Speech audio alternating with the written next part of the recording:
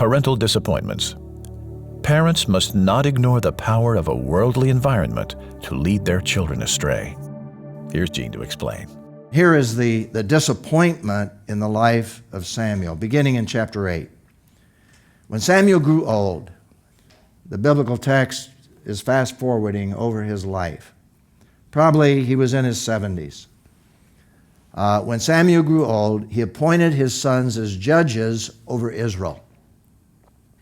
His firstborn son's name was Joel, and his second was Abijah. They were judges in Beersheba. However, his sons did not walk in his ways. And this next little phrase I think is very important. They turned towards dishonest gain, took bribes, and perverted justice.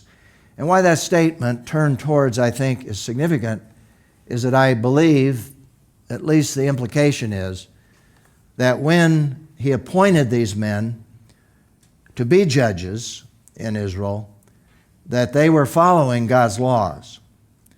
They were walking in their dad's example. But once they were given this power and once they were given this responsibility, they turned away from God's will. They turned towards dishonest gain. They couldn't handle this position of power in the sense of not allowing it to corrupt their own minds. And they began to take bribes, and they perverted justice. Now, one of the reasons that probably this happened is that they were in Beersheba, and geographically that's about 50 miles from where Samuel was living. 50 miles is a long way in terms of accountability. You know, Samuel was old. He was up in years. There was no way that he could stay in touch probably with his sons. And in the process, being away from home, being away from the teaching of their father and the values of their father, they moved towards corruption. And that was an incredibly disappointing experience for Samuel. You can imagine how he felt. And of course, the principle simply is telling us that we have no guarantee with our children once they walk away from family, once they walk away into a worldly environment. Hopefully, and trusting God, they will remain true if we built into their lives the values that we believe are the right values. In this case, they walked away from the Lord. And I think one of the things that we need to learn from this in our own lives is to demonstrate a spirit of love and compassion for those who experience this parental disappointment. And so the statement that I want you to think about is this: regardless of the reasons children walk away from God, and there can be a variety of reasons. It might be that we have not been consistent as we should be, but it may be that we've been very consistent. And as we'll see in the future principle, that Samuel was very consistent in his life. But regardless of the reasons children walk away from God, all of us should be quick to reach out with love and compassion to those who are hurting because of wayward sons and daughters. There's no room here for a judgmental attitude. Though we should always take the qualifications for spiritual leadership seriously. And certainly in the New Testament, we know from 1 Timothy and Titus, God raises that level of leadership to a very high standard. And we should always take it seriously. The fact is, we don't know exactly what Samuel was looking for in his sons. Many times, the leadership was passed on, just like with Eli and his sons. And this was considered natural and normal, and even in God's scheme of things, as far as the priesthood is concerned, we're not sure what their level of maturity was.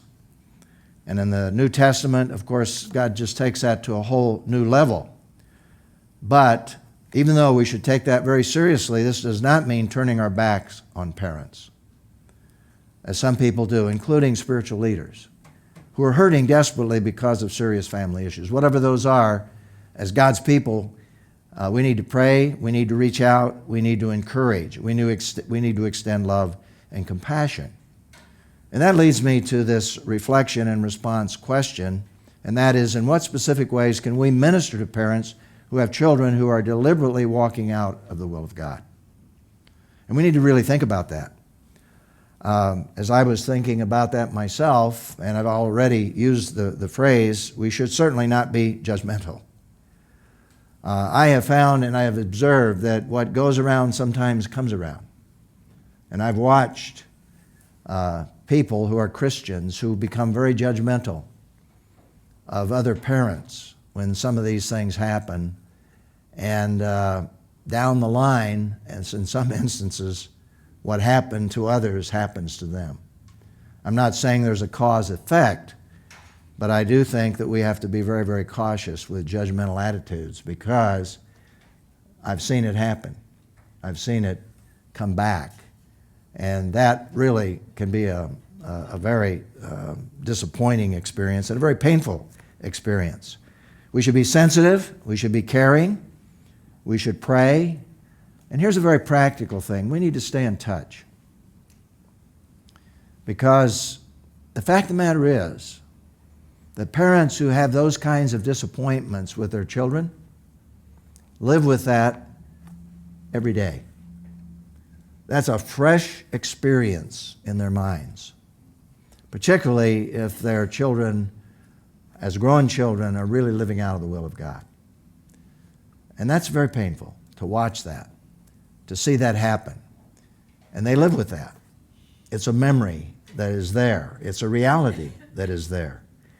And so consequently, I think what we need to do as believers is to make sure that we stay in touch with people.